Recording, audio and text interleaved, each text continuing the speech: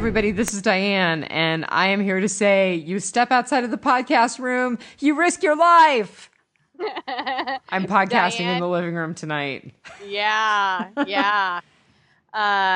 Without further ado, it is Thursday night. We are super late. Thank you for everybody wishing me well. I did bonk my head slipping on the snow. I was in somewhat sensible shoes, so you can't blame the shoes. She was not wearing a helmet. No, I did not have a brain bucket for my brain box. But yeah, I just slipped and fell and bonked my head in what's hoped to be the last 6 inches of snow that we get this year. Thank you, Sprinter. Right. Which is Alaskan for spring and winter. Oh, that's funny. Okay, so it snowed 6 inches on Monday, and today is Thursday, and it's sunny and 50 degrees.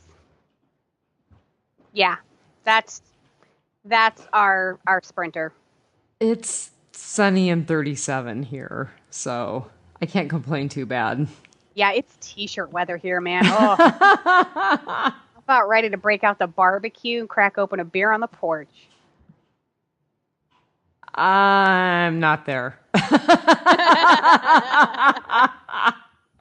Every time we think they're there, there's this great meme that's been going around that's just when you think it's spring, winter comes and kicks down the door again, or something like that. It's really funny because it's so true. Because like we've had this wild swing of all of the daisies and tulips and everything are cracking through the ground, and our rose bushes are all 4 inches high now, and no, then it snows 6 inches and it's winter again. Yeah, we're totally not having that. All of the little fledgling moose are like, can we please get some fresh bloom on these trees because these sticks taste terrible. Oh, baby moose. Yeah, they're all fine and good until their mom decides she wants to trample you, you know? So we need to talk about the frozen north and moose and zombies here. Are you going to save that for the Whisperer's Corner? Total Whisperer's Corner. Okay. Yeah. So we rolling into ratings? Sure. So they're actually, and of course I'm hitting my microphone, which I don't have my puff filter on, so all of my S's and P's are going to be particularly obnoxious. You're going to hear a lot of pops. Yeah. So my rating was 4 out of 5 tomorrows. Ooh, you rated it lower than me. Did I really? I thought I actually kind of liked it, but wasn't dying for it. I think it was a decent follow-up to last episode. Did you go back and rewatch last episode? I did not. I haven't had the time. My life has just been too insane. I worked at the other clinic for 2 days this weekend, so that's right. Busy. So we are podcasting season 8, episode 13. Do not send us ashtrays. That is what I read. I am not kidding. Oh my God, that's so funny. That was pre-head injury. I keep reading, do not send us ashtrays. So do you ever do you ever listen to the Talking Dead podcast out of Canada? No. So they have a contest, not so much a contest, but just a feature where they have their readers read the titles for them. And both of the people who read titles were like, do not send us astray, as in a stray dog. No stray dogs. Oh, you can send me a stray dog anytime. But I got no use for ashtray. No, and this actually happened to me a couple weeks ago. I was reading something, and for some reason, there are certain words in my brain. So I was reading the word partly, as in partly responsible. Yes. And I kept reading it paltry. That's a paltry offering. Right, that's a paltry thing. Yes. Yeah, for some reason, I had to read it 4 times before my brain actually read partly. And so every time I see do not send us astray, I see I actually read do not send us an ashtray. So how many ashtrays out of 5? Well, I actually said 4.2 saved turnips. Oh, I think you stole Yeah. Thomas O'Mara's rating, actually. Oh, His, did I? his was Turnips of Love. Oh, that's right. That's right. Maybe that's why I came up with my rating so quickly, like a minute before we went on air. Thief. I had my 4.2, but I couldn't figure out anything else because there were no like bloody Lucille's or perfectly timed garbage trucks. Well, so I actually have a few numbers for the series itself, not our ratings. Last week's episode, I found some live plus three numbers. So it was live plus three, a gain of 3 million viewers. So it went up to 9.7 million in live plus three. So we're talking like season one-ish and two-ish beginning numbers, which is interesting. Although even TV by the Numbers admits that Walking Dead is still the top show on cable. Yeah. And this episode was 6.77 million same-day views. Yeah, still tops. Yeah, I mean, still tops, but, not the numbers that we saw at season 4, season 5, No. I don't know if it was because it was the first episode, but I did spy a headline. I did not read the article, just full disclosure, that the new season of Roseanne that they brought back the Roseanne show. 18 million. Yeah. Yeah. Yeah. I don't know if that's just like all of us having nostalgia because they brought back like Will and Grace and Full House and all this other stuff from the 90s that we are all watching. But so I don't know if that's going to translate to episode 2, 3, and 4 for them. Well, it sounds like she's taking some political stuff pretty much straight on, head on. And not just from one perspective, but from both perspectives. And see, here's the thing: I haven't watched. I actually do plan on watching. I grew up loving Roseanne because poor working class families. I mean, right. That totally translates to most of America. So I grew up with that. I identified with it. I definitely, I watched Full House, but I didn't identify with like upper middle class kids, even though it was funny and whatever.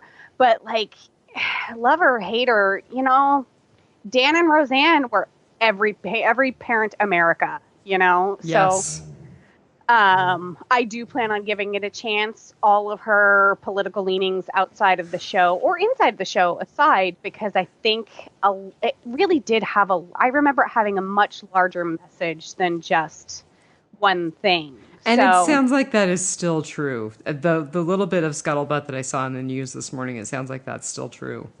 And you know what? If she's going on whatever show, if she's going to tell off Jimmy Kimmel or she's going on Good Morning America or whatever and causing some waves, that's just ratings now. Like you do that to get attention, and no attention is bad attention. So people are going to watch because they agree with you, or people are going to hate watch, or people are going to watch for other reasons. Like, well, and the other thing is, I may not agree with her, but it's her right.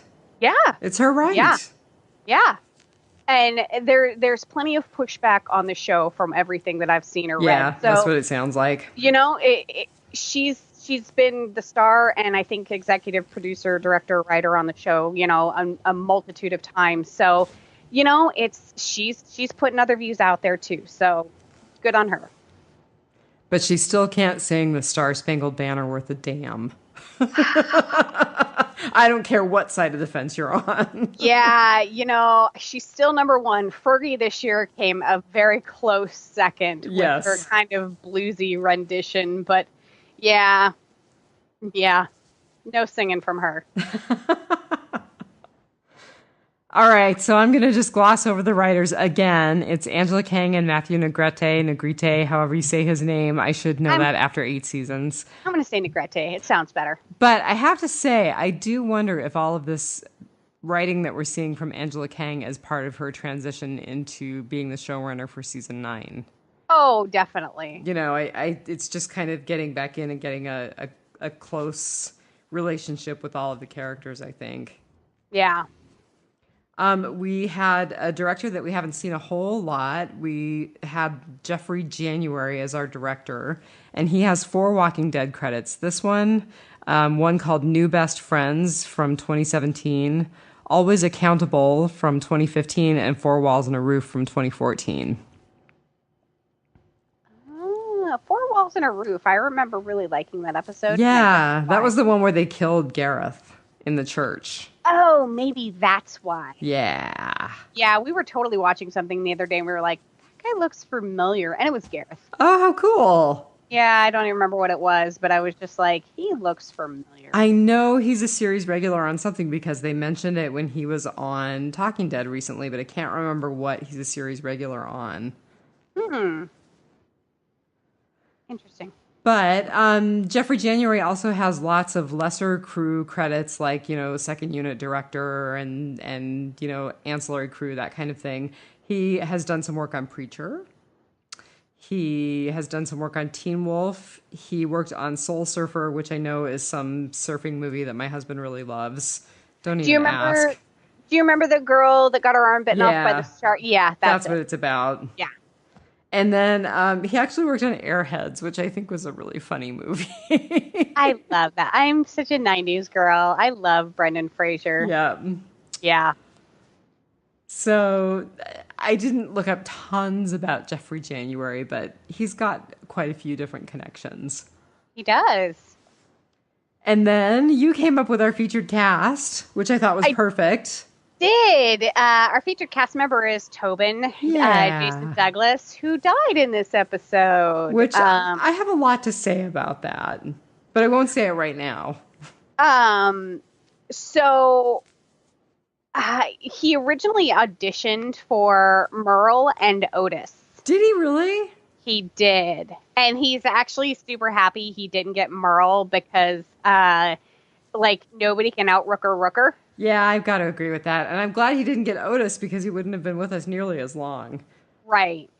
So he auditioned for both of those and didn't get them. And then a lot of time passed where they weren't auditioning for anybody at all because it was just our main cast of characters. And then they sent him they send out dummy scripts. Right. They don't send you a specific character or any lines or anything that you can they kind of just send you, read this. And he got the role of Tobin. So that's where we got him from. And he's been with us since Alexandria first came on scene, which was season 5, right? Yeah. He was an original Alexandrian. Yeah. So I watched a couple of YouTube interviews with him, and he does a lot of interviews at Comic-Cons. Oh, that's cool. Yeah, there wasn't a whole lot of professional interviews with him. It was just him hanging out with other podcasters and very doing, cool. 20 minutes of an interview. So the one that I got a lot of information from was a YouTube page called Fandom Spotlight, Spotlite.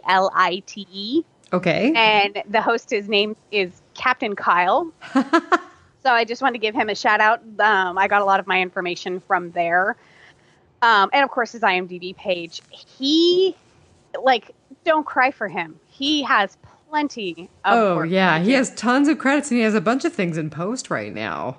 He does. And there's a movie that I cannot seem to find at the moment where there is a whole bunch of other Walking Dead alum. Very cool. Yeah. What's our bad guy from The Saviors? Jeffrey Dean Morgan. No, Jared. Joshua McHale. He was previously a one of our featured cast members because he's such a cool dude. Check out his Twitter. But I think what is it? Now, I can't find it for some reason. Trial by Fire, I think that was it. Huh. And there was 2 other cast members from The Walking Dead that were in this movie with him. That's in post-production, and he does a F ton of voiceover work for anime. Yeah, he does. What the heck? Like, I fully admit I do not understand anime. I am a late in life geek, but for some reason anime just doesn't translate for me. But I know of anime like the Dragon Ball Z series and all of that. He does a ton of that. He is big into that. He's got a ton of credits for it. He continues to work in it. He's going to have a couple more things come up, games and shows for anime. So, yeah, I don't understand it, but it's huge. So Maybe we'll have to get my godson on here one of these days to explain to us old ladies what this whole fascination with anime is. and I don't even think it's about age because I have people that are, my friends that are literally my age and older that absolutely, and they are late in life anime fans. Like they didn't grow up with it; they just came across it at some point and went, "This is awesome." Maybe So, we're just not geeky enough geeks. yeah, it doesn't translate for me. Like it's like country music. I know that it's out there and other people love it and I appreciate that. It's totally fine, but I don't get it. Oh, I kind of crossed that border a little bit, but not very much. Some older popular stuff, but nothing, I would know that one song on their popular album, but I wouldn't know the other 13 songs on an album. So Okay, I have a total confession to make, and I can't believe I'm making it out loud on the podcast. The other morning, I was driving up to Talkeetna, listening to Kenny Rogers the Gambler, fantasizing about having property in Eastern Washington. So you know that I'm cold and I'm sick of seeing moose. that's awesome. So you just want to be at a higher climate, higher altitude, cold, and seeing elk. There you go. Yeah. Yeah, 'cause The cold doesn't last as long there. it's a different cold. It It's a doesn't dry last as cold. long. Yeah, that's very true. That is definitely true. Yeah. So the other super duper interesting thing is if I find it, I will throw it up on the Facebook page. Oh, cool. Okay. So for 3 summers, Jason Douglas played Batman in the 90s at Six Flags Park. Theme park. Oh, that's so cool. It was a water stunt show based on the Batman Forever movie. He got to wear the full outfit, the one that's based on the Val Kilmer Batman. So it was like it was molded for Val Kilmer. So he was in like super good shape. I mean, not that he's not in good shape now, but he was in like fit shape at some point. He didn't have like the Tobin dad bod. No, which I appreciate a good dad bod, trust me. And yeah, respect, dude.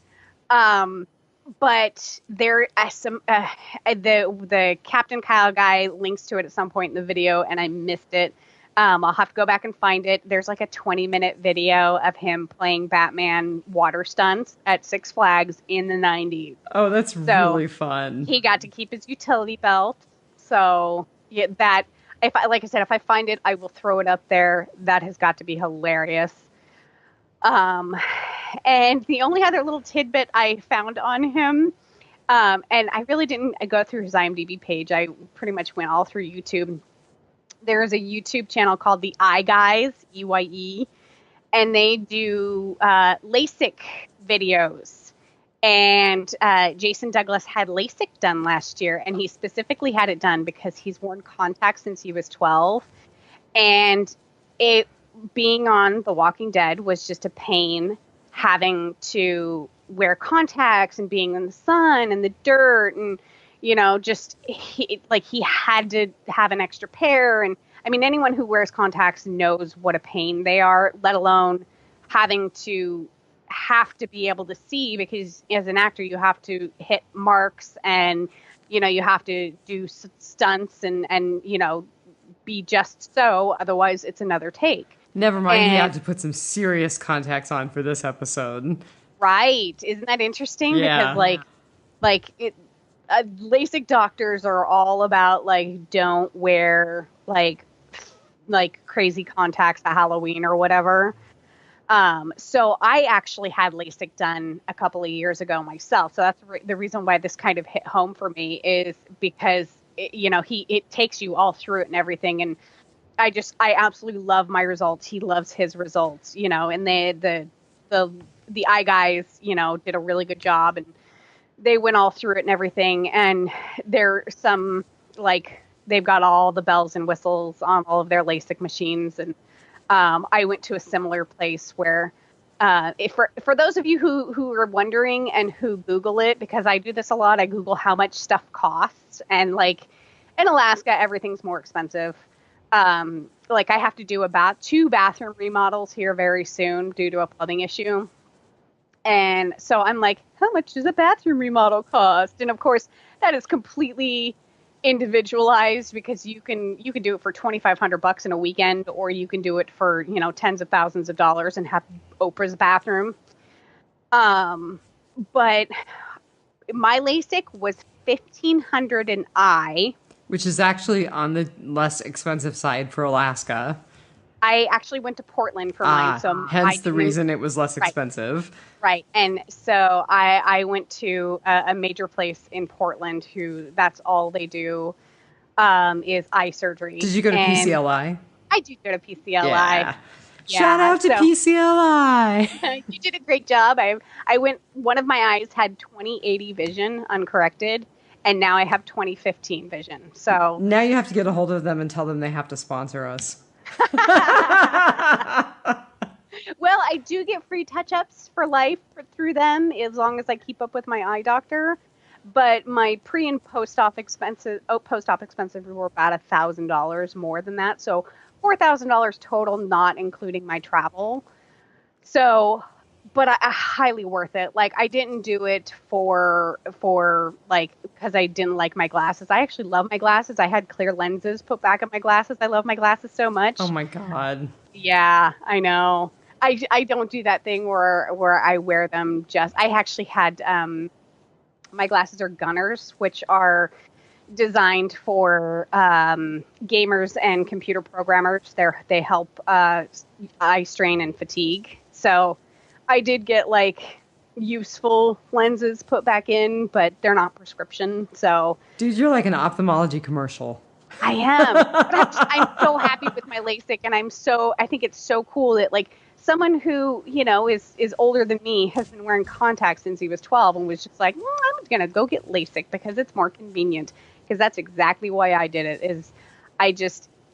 Living in Alaska in the wintertime, your glasses fog up when you go from a freezing cold outside to inside, and living in a rainforest, they get wet all the time. And just, you walk into a Subway and they, a Subway sandwich shop, and they instantly fog up, and it's just a pain in the butt. And I don't do contacts. So, yeah. So I thought that was really cool that last year he's just like, The Walking Dead is hard with contacts. I'm going to get LASIK. And then he gets killed. Well, I'm sure it will serve him in his other roles. Oh, most definitely. I mean, he has been in a Jack Reacher movie.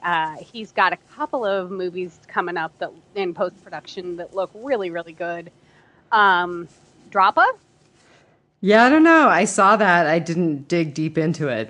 Yeah, Droppa, Osprey, Texas Cotton, Room 313, Trial by Fire, and yeah, I don't think it's going to help him in his voiceover work, because I think his correction was for distance and not reading. So he'll still need his reading glasses. I'll need reading glasses someday, but not at the moment. So yeah, so that's Jason Douglas, aka Tobin. The only thing that I would have to add is that he's part of our people. He was born in Arkansas, and me and Marnell were from Okies and Arkies. That's where we're descended from. And we weren't born there, but that's where our people are from. So he's actually 3 years younger than I am, which made me feel really old. Really? He was born in 1973. Wow. I know. I was like, I'm really old. Because I would have guessed he was older than you. Well, me too. I really don't feel like Tobin is dating material for me, but apparently he is. And well, you and Carol had that in common. yeah. But Carol looks older than me too. She's probably not either. I didn't look up when she was born. The other thing is he had a small recurring role on Breaking Bad, so there is your AMC connection. Oh yeah. So he was on one episode of One Tree Hill, and I noticed on I think it was The Talking Dead was talking about the new kind of doctor person in Hilltop, Dr. Dana, who was given Sadiq the what for. Who didn't last for very long. Right. She was also on an episode of One Tree Hill, and I didn't dig that deep, but I kind of wonder if it was the same one. Oh, wouldn't that be funny? That would be. So apparently, I don't know, maybe they all have the same representation. Maybe they all go to the same casting calls. I don't know. Hollywood it's probably more like they all go to the same casting calls. Yeah. And they are actors of a certain age. True. So yeah, that was our featured cast member. Right on. Yeah. Well, so I didn't look at the stuff that you sent me, but you sent me a few things that it sounded like you were going to bring up in Whisperer's Corner. I think we should do Groveler's Corner first. Oh, yeah, I do owe someone an apology in Groveler's Corner, but I need to get to the right page on Biters. So is it... It's Brian. Brian. So he says... Brian Malashas. Yes. Rhymes with galoshes. Well, and I think it's Malash, because he says Malashes rhyme with galoshes, but there's no S on the end Okay, so of his Brian name. Malash. I Brian told him I Malash. would grovel appropriately. Yes. And he is one of the hosts of the Walking Dead Talk Through. By the way, that is super clever. Malashes rhyme with galoshes. That was awesome. That made me laugh. Like, literally, LOL. Excellent. Yeah. Do we have any other groveling that we owe? Other than it being Thursday. Yeah, that's a lot of groveling. Yeah. I can't say that I was not... I can't say I was put out when you said that you needed a little more time, because I have been literally coming home and going to bed every night after work this week. For people who don't know, and I haven't been real public about it, I'm actually facing another surgery, which is really, really frustrating. I have parathyroid issues, and it's unfortunately named it as not your thyroid for people who might be thinking that. It's a gland that sits on top of your thyroid gland. You actually have 4 of them. And mine happens to have a not large, but sizable tumor that is hypersecreting parathyroid hormone, and it's just making me exhausted. So it's eating away at your bones. And it is eating away thing. at my bones. I have the bones of a 70-year-old. Yeah. So hopefully some of that will get corrected in the middle of April. Yeah. So I've been pretty tired. It did not hurt my heart, as sad as it is that we're late, to get a little bit of extra time just to sleep. Life happens. Yeah. It's never ending. All of this stuff is just never ending. Getting old is not for sissies. Right? Yeah, like 2 years ago, I actually fell worse than what I fell this year. And I was walking a trail probably around this time of year. It was kind of during the spring melt, but the trail still had like a sheet of ice on them. And I was wearing ice cleats. I would just like to make that clear. There was very large gouges in where my feet went out from under me. And I think it was due to my black lab, but everything's a little fuzzy.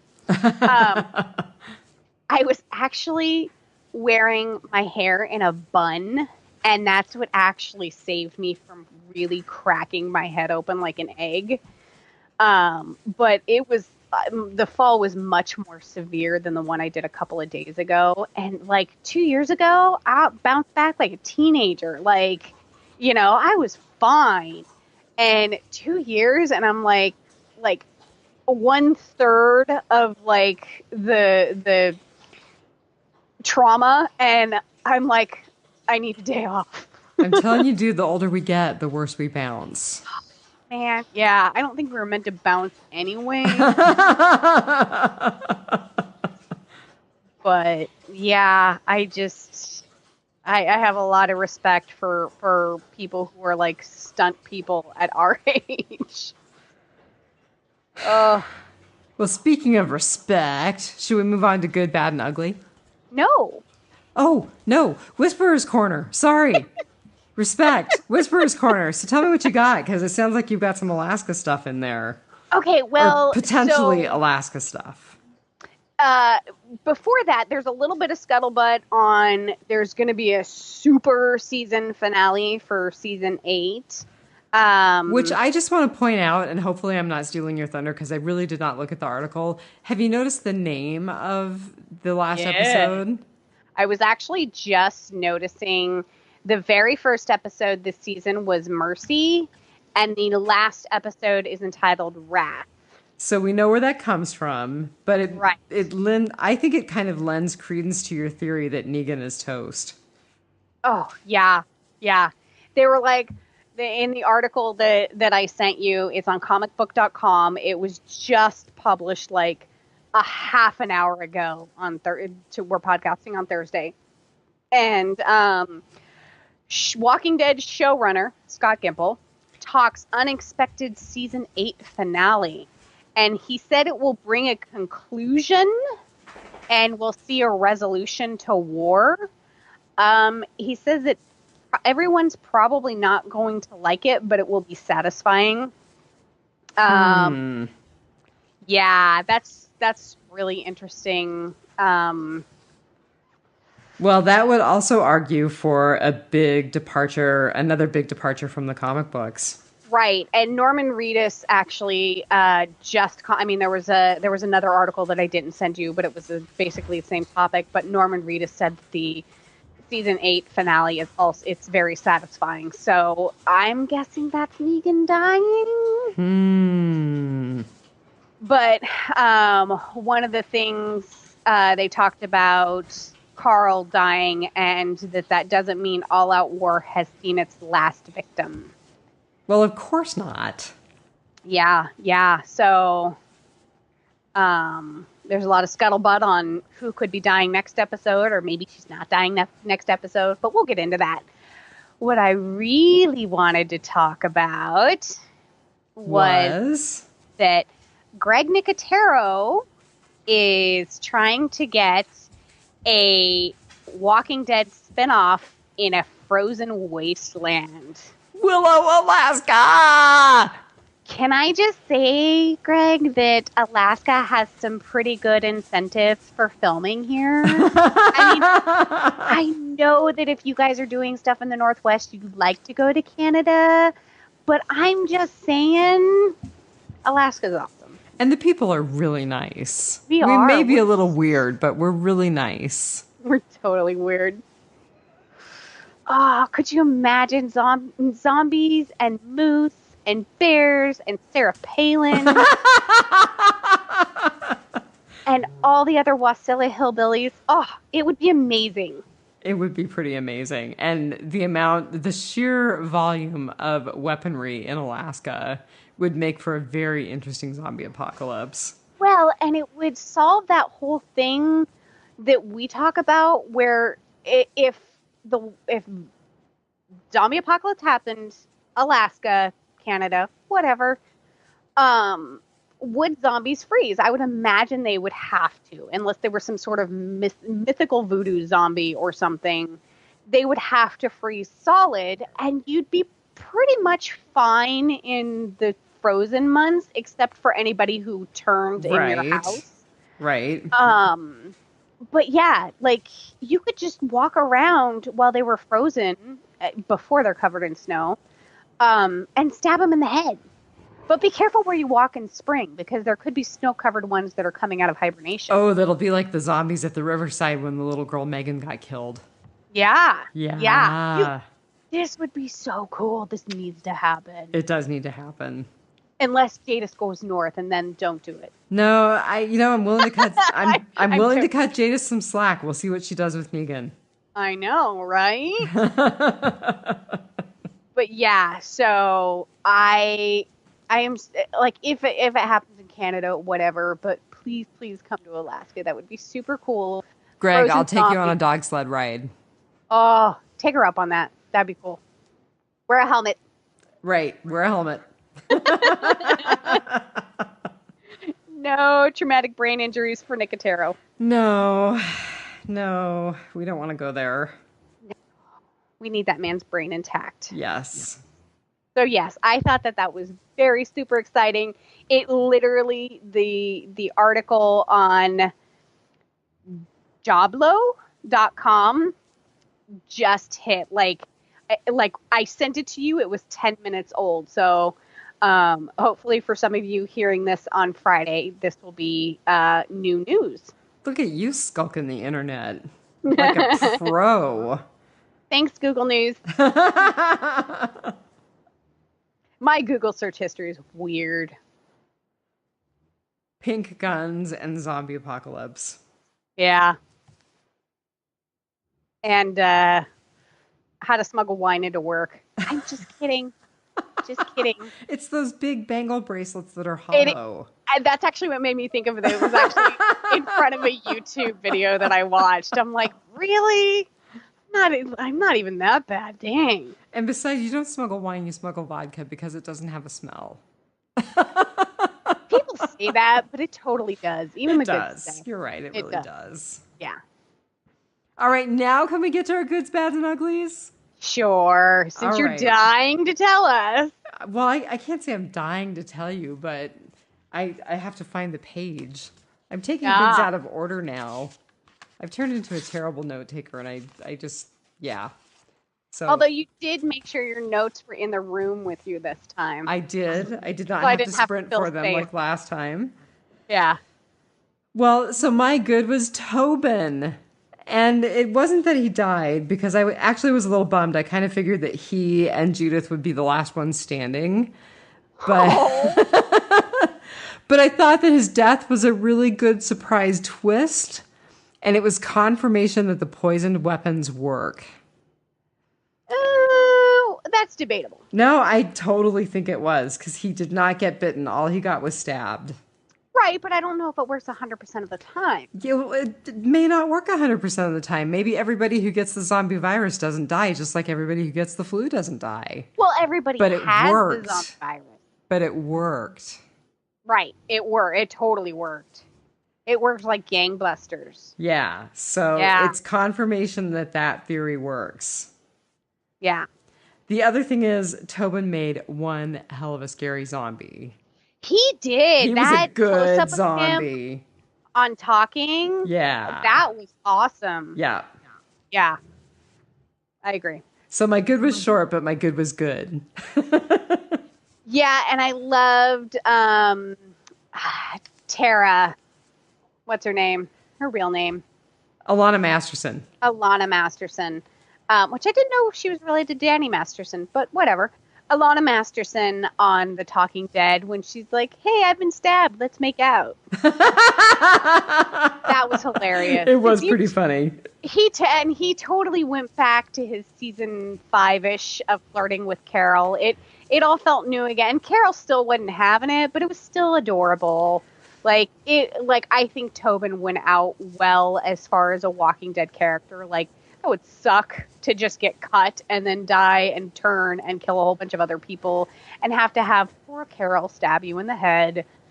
But it was super cool as a viewer. Well, and I felt like they gave it to us as fans, that little bit of closure between him and Carol. It was nice to have that. Yeah, definitely. Definitely. Yep. I agree. So what was your good? My good was Daryl saves the day. With his machine gun mounted on his motorcycle. So it wasn't even just that. It was the whole plan. So Daryl rides in and he mows down a whole bunch of saviors.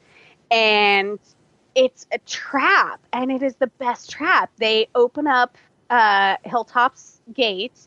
And he rides through, and Simon's like, I'm going to go get him, even though my big old box truck is dead because I'm an idiot and I put it out front. Idiot. No, seriously, don't you have a scout ahead of time rather than have your battering ram get screwed up? Like, tell us how you really feel.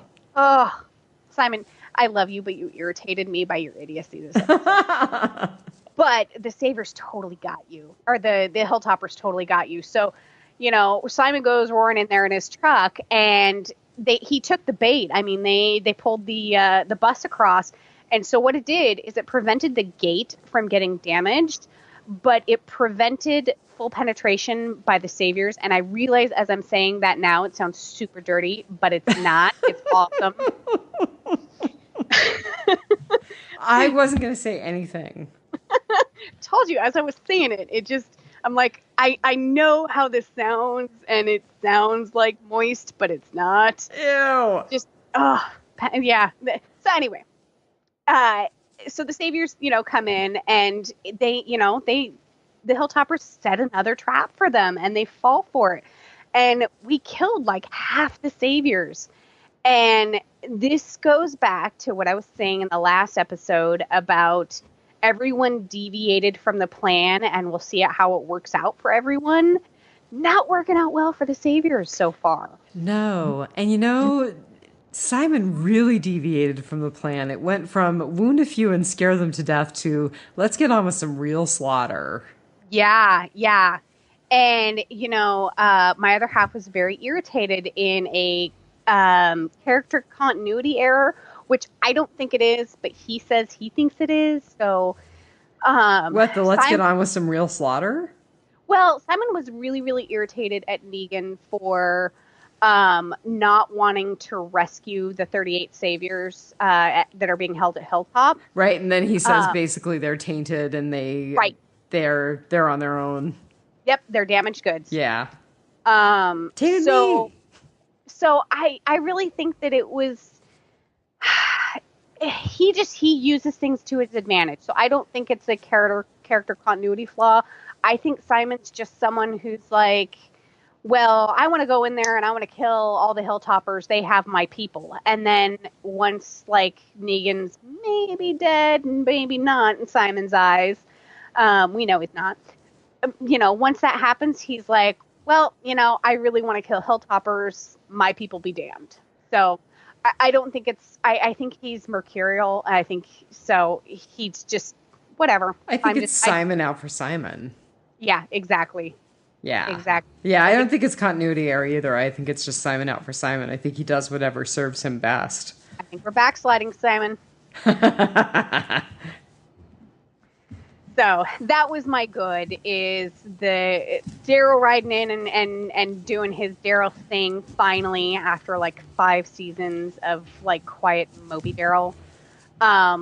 And the whole trap that they set up for the Saviors was just amazing. It was pretty good. Yeah, it worked out really well. And I have to admit, I haven't read this part of the comic books in a while, so I missed it. But I was listening to the Walking Dead cast, and they have a comic book review, and the person who's doing their comic book review pointed out that the whole turning on the lights of all of the cars was like stolen straight from the page of one of the comic book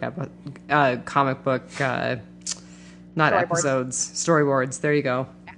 Yeah, that's cool. Yeah. So what was your bad?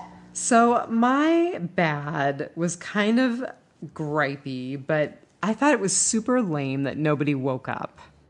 Okay. I mean, I cannot imagine that there are that many heavy sleepers in the zombie apocalypse. 100% also my bad. Tobin was not quiet as a zombie. That zombie fell down the stairs in the middle of a bunch of people. Yes, and that baby was crying. I mean, I know you're all exhausted from war. Hi, Yami. Yes, so speaking of which, speaking of that zombie was exhausted, I have to put the dog down on the floor. So I'm going to put all of you on hold. So I can put the damn dog down on the floor. See? You step outside of the podcast room, you risk your life. Okay, I'll be right back. So for those of you who don't know, Yami is a corgi, not a corgi. Oh, God, he looks like a corgi. Shiba Inu. He's a Shiba Inu. and he is ancient, and his name is Emperor Yamamoto. And 5 minutes from now, he's going to be barking at me to put him back up get back in the on chair. the chair. Yeah, that's his only thing. He's deaf.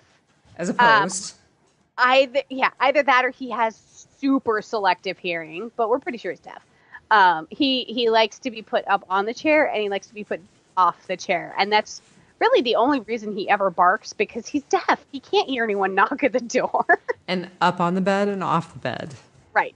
Nick calls it helicoptering him to the bed.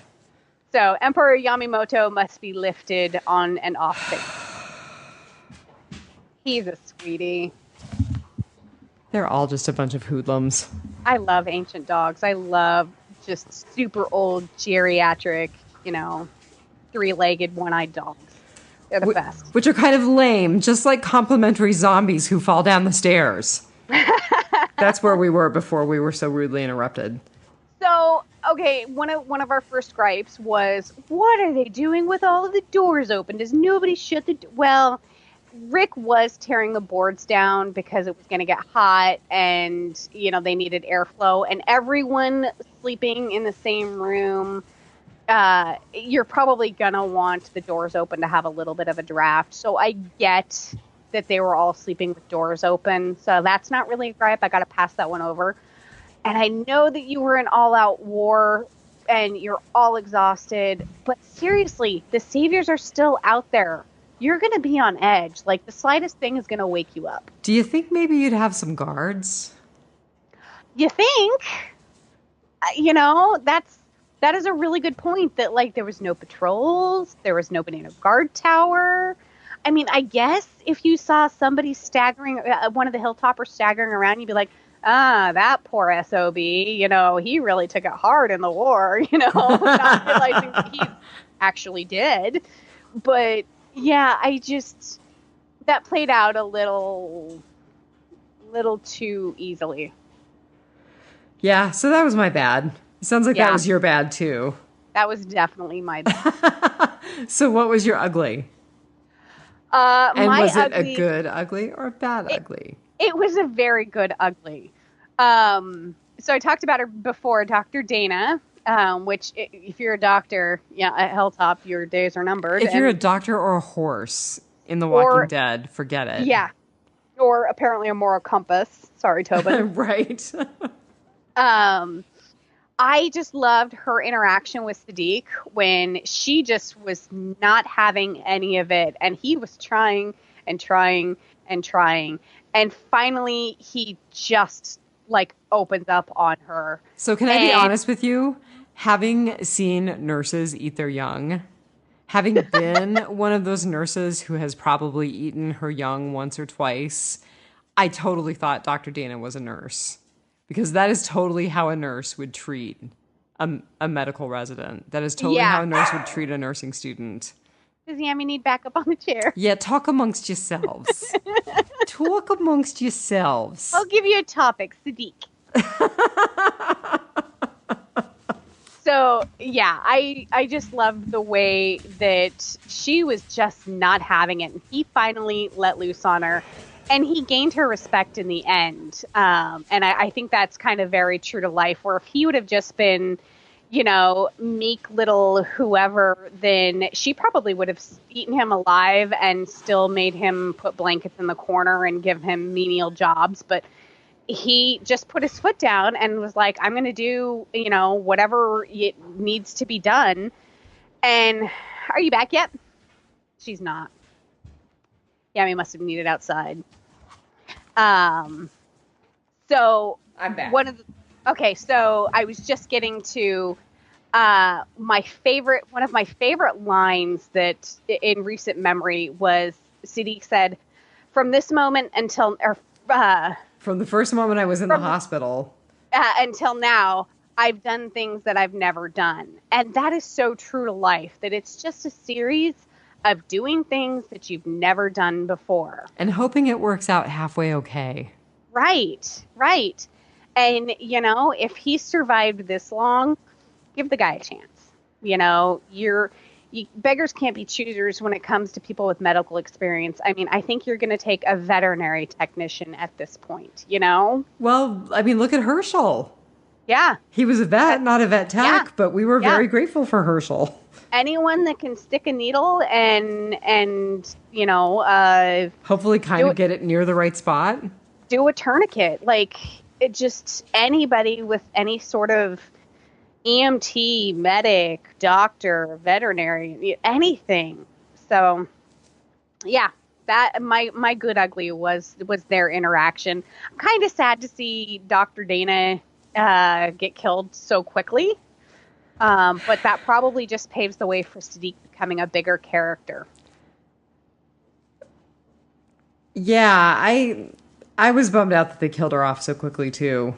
But I think you're right. I think it just will. Maybe it's one of those things that will lead to some resolution between Sadiq and Rick. Because Rick will realize that Hilltop has to be dependent on Sadiq. Yeah. Yeah. So what was your ugly? My ugly was Maggie's transformation from Hello Farmer's Daughter to the Widow Ree. Oh, yeah. So the thing that I am really loving about Maggie is she is about the only person who is fully living in a real human body at this moment in time. She's fully in reality. She's not idealized. She's not Jesus. She's not Michonne. She's not who Carl would want us all to be. And she's completely honest about it. Yeah. Yeah. She is totally living her experience, and there's just no BS around it. Yeah, one of my things that I wrote down was I really liked Maggie and Diane's interaction. I did too, and I was really glad to see Diane getting some more screen time, not just because she's my namesake, but no, I really like that character a lot. I do too. I'm fairly decent with a bow, and so I gotta love another woman who's good with a bow. Which, by the way, did you watch on The Talking Dead that one of their set medics actually is someone who is a bow expert, and that person helped them with their bow technique for this episode? I did, and the guy in the very background has poor technique, at least in that picture. Well, the medic obviously didn't get to him and help him. Yeah, it was a snapshot in time. I'm sure his technique was better in the moment. I was just being picky and funny. But yeah, and Maggie was, Diane came up and was like, basically like, you're amazing. And Maggie's like, no, I'm not. I'm bitter and I want Negan to die. Yeah. Yeah. Which I think actually makes her a good leader because she's realistic. And again, she's not idealized. She's not trying to live up to some kind of fantasy that they have about how Carl thinks they should have lived their lives. She's just experiencing her life. And I think she's really, it's very day to day with her. Like she has plans and she bartered for the book and everything, the key to the future. But, they're out of food and we don't know when the saviors are coming back and we don't know if Negan's dead. And I think she's trying to plan for every eventuality, but kind of playing it by ear at the same time. Mm-hmm. So, yeah. A woman who can think on the fly. And they do have one turnip left. Michonne saved it for Rick. That's right. But Rick wasn't interested in it, so it forfeits to the pregnant woman. Amen. Like, she's had, like, other than that whole, we think we're going to lose the baby, and then my husband gets killed in front of me while I'm probably bleeding and miscarrying. Other than that, she's had a flawless pregnancy. I mean, right. No morning sickness. She don't have no lower back pain. Like she doesn't even have a bump. How could she possibly have lower back pain? She doesn't have pregnancy brain. Nothing. Like I've never had a baby, but I've been around a lot of women who've had babies. I was a baby. So that kind of I don't think that counts. Technically, I am the baby because I am the youngest of 5, which is why I don't have any babies, because if you're the baby, you just always want to be the baby. But Baby, she's got something good going on. I don't know, like maybe we shouldn't be taking prenatal vitamins. Maybe, like Maybe we she's should not. all just be pregnant in a zombie apocalypse. Exactly. You can wage war through the second trimester. Right. Okay, I think this means we are now officially in rotting potpourri. Rotting potpourri. So when did Jesus get back? Did I miss that? Maybe. I wasn't really paying attention. Yeah, okay, so on my The first I noticed him was when he kicked the guy up against the wall and Michonne skewered him through the head. Oh, I didn't even notice that. The first I noticed him on my third rewatch was when he was locking the saviors that remained back up in the little fenced area. Yeah, no, he was actually the person who helped Michonne skewer that zombie. Okay, so he came back with like Rick and Michonne, maybe? Maybe. Met up on the road because last we knew he was out scouting for food. He was out looking for food. And because since there's only one turnip left, apparently he didn't find any. They just completely glossed over that. All he found was a dead horse and a zombie doctor. God, Jesus was like, I got nothing. Like, let's just kill saviors. Yeah, I was like, wait, like I rewound it like 3 times on my third rewatch going, is that Jesus?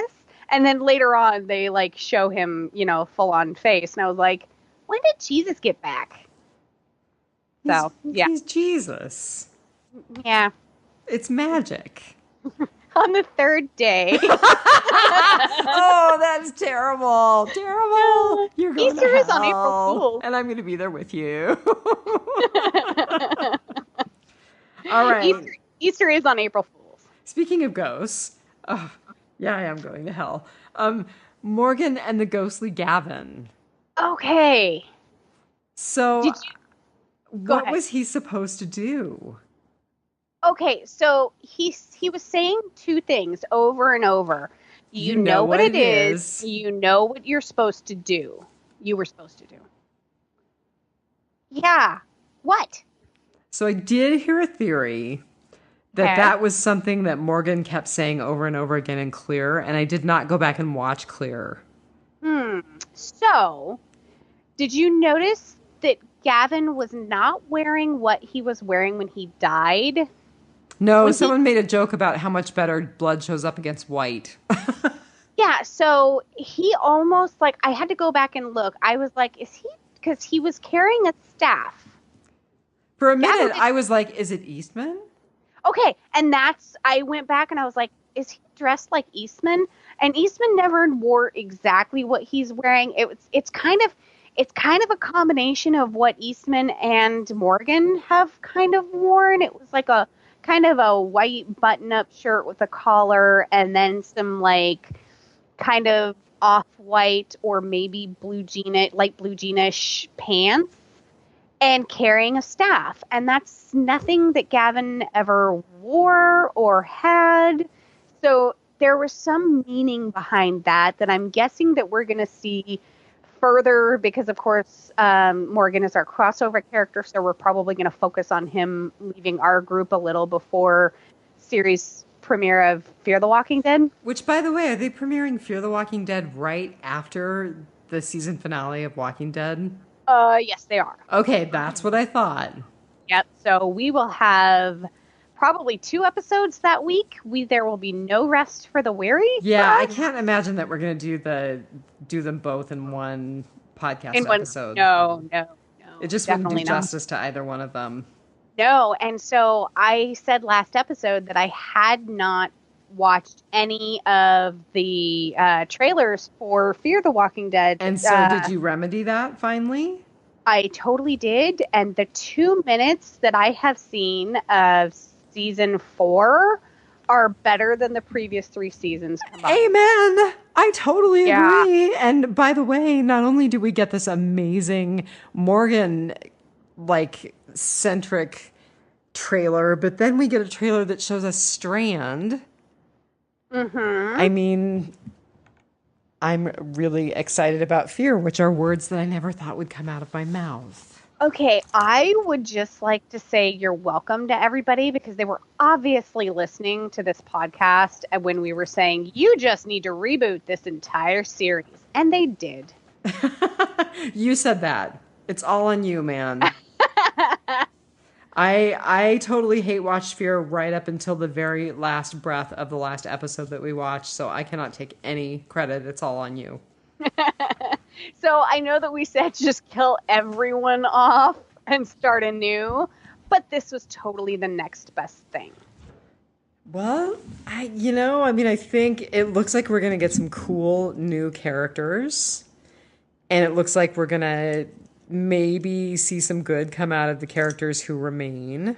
Okay, and I would just like to say that they've set up camp in like a stadium type thing, and I really am digging that location for a zombie apocalypse fallout. Like, that would be, because you could grow crops in the middle, it looks like they have farm animals, and then every place else inside this concrete bunker, basically, as long as, there's always like a bajillion entrances and exits to stadiums.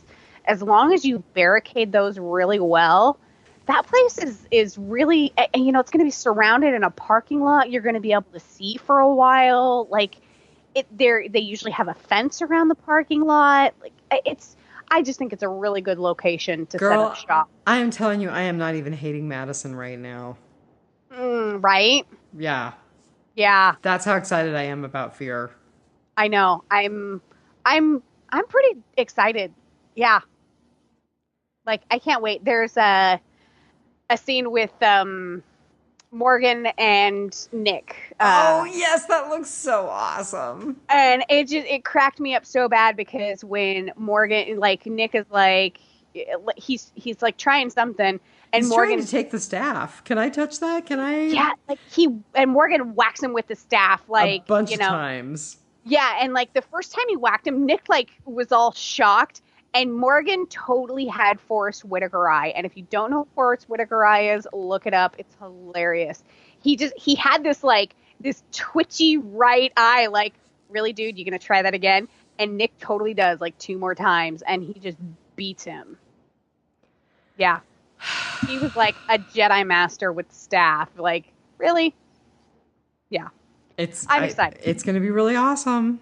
I hope so. I hope so too. I hope they didn't put the 2 most awesome minutes in the entire season 4 in that trailer. Right. Don't let us down, man. Don't let us down.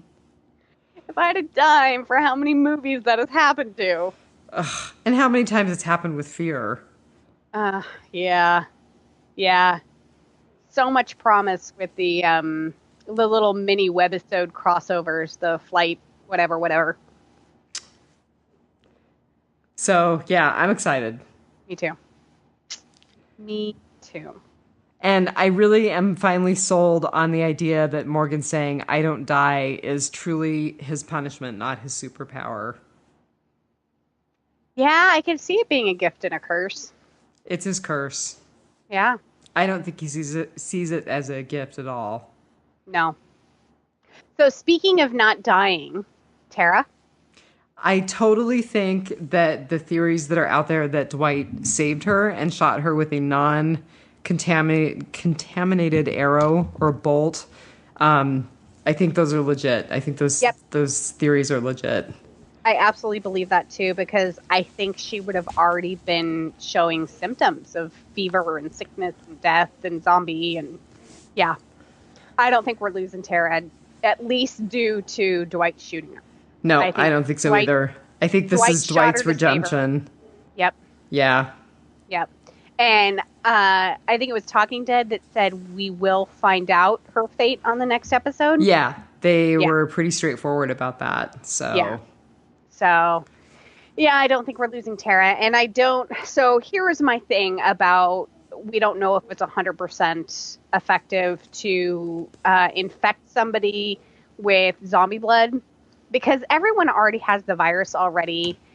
And if we're playing kind of by Mira Grant rules, which Mira Grant is an author of a series of books called Feed, the Newsflesh series. We've talked about it on the show before. Which we don't know that we're playing by Mira Grant rules. No, but in that world, like everyone's already infected with the virus. If you die from anything, you will reanimate. Which is true here too. Right.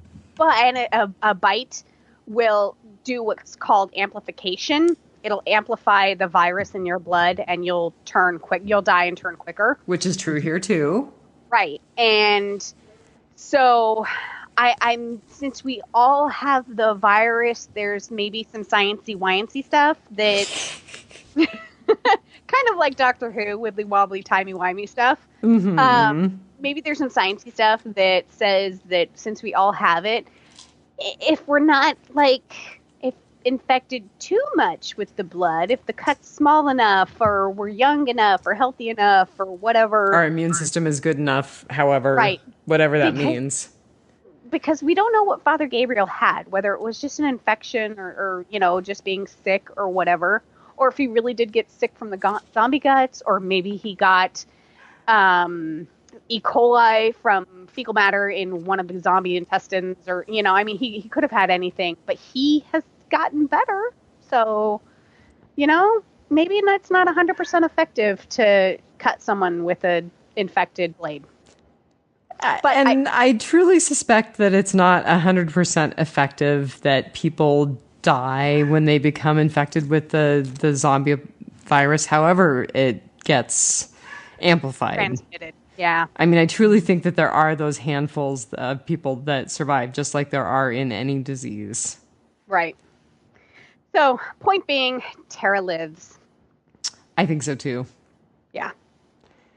So I just wanted to say to the people who wished you and your brain pan well, thank you so very much. So Diane Lasource has said, glad you're okay. One of the dangers of living in Alaska, LOL. Cindy Patton said, thank goodness. I'm sorry you mashed your melon, but I'm glad you're okay and we'll be podcasting this week. I've been refreshing my podcast app all day waiting for my two favorite ladies. Ha ha ha. Thank you, Cindy. Yes, that was really nice. Here we are, without further ado. And Rob says, begging not necessary. He'll post it Friday morning, so I will get it to him tonight. And Claire Johnson said, oh no, take it easy and feel better, Marnell. I do. At this point, it's really just a rickety back, but my back was rickety before because I'm an adult, and you just have back pain randomly as an adult. Do you remember that song, I'm an Adult Now? No. Oh, I'll have to try to find that and put that on the Biters page because it's a pretty awesome song. You totally will. So Victoria Morris wrote to us. She's we haven't heard from her in a while. She said, hey, Real Housewives, something's been bugging me this season. I don't know if you've noticed too. I can't see half of what is going on. It is so dark. It is. It was kind of hard to keep track of what was going on in this episode, quite frankly.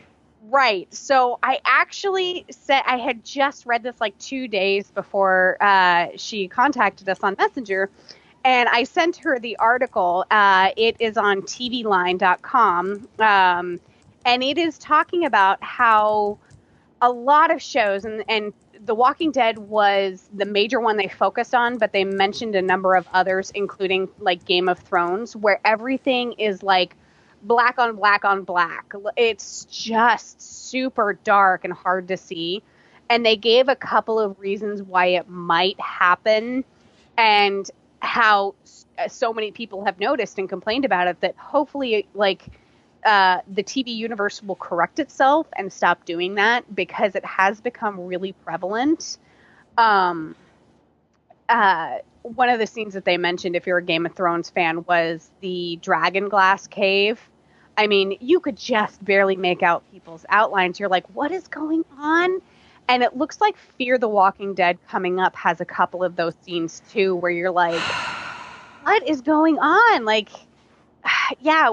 And actually what's funny is the 10 or 15 best Walking Dead memes this week included one. I will put it up on the Biters page.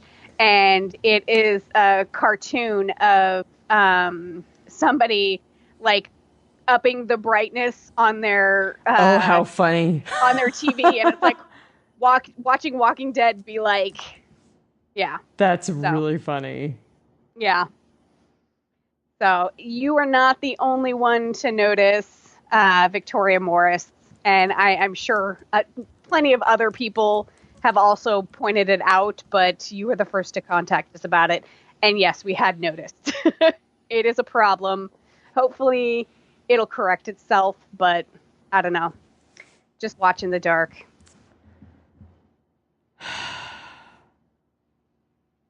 I hope that fear doesn't fall into that trap too much. Me too. You know, I'm looking forward to podcasting fear. I never thought I would say that. that's awesome. Well, I hope that things aren't going to be too dark because it is getting lighter here in Alaska and it's going to stay lighter for longer. So watching in the dark is difficult during the summer months. You just have to have good blinds like we do. I do, but I like to let the dogs like watch out the front window. So the blinds are usually open until like 11 p.m. in our house in the summertime, which is basically when it gets dark. Well, my dear, we've run longer than I thought we would once again. I'm always like, I have nothing to say. And then we like... You have nothing to say until you can bounce off of me. Right. Because this is the only way the humans were meant to bounce. See how I brought that back around? I like it. So I just want to say one more thing about this show, and then I'm done. Henry, look at the flowers. Henry is a future serial killer. Oh, can we just say kids do not belong in the zombie apocalypse? Okay, and even though I said I was done, the other thing I will say is I think it was really ironic that Carol was like, "You can't go out there. You'll go out there and you'll get hurt and killed or whatever." And then what happens? It all happens inside the hilltop.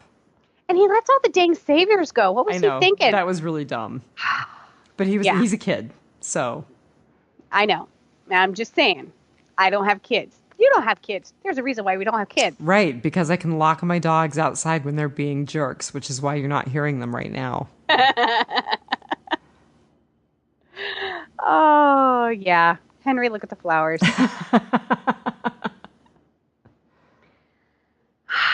All right, my dears. Take it. One dead day. At a time. At a time. One dead day at a time. That's my best Love It impression. Leave it in. Yami's an angel. Yami's an angel. All right, you guys. We will see you next week, hopefully sooner rather than later. Yeah. Everybody. 3 more episodes. And then fear. And then fear. And we're stoked. Right? And we're living in the upside down. We are. We are in the upside down. Yep. Totally. All right, kiddo. I love you. Have a good week. Love you. Good night. Good night.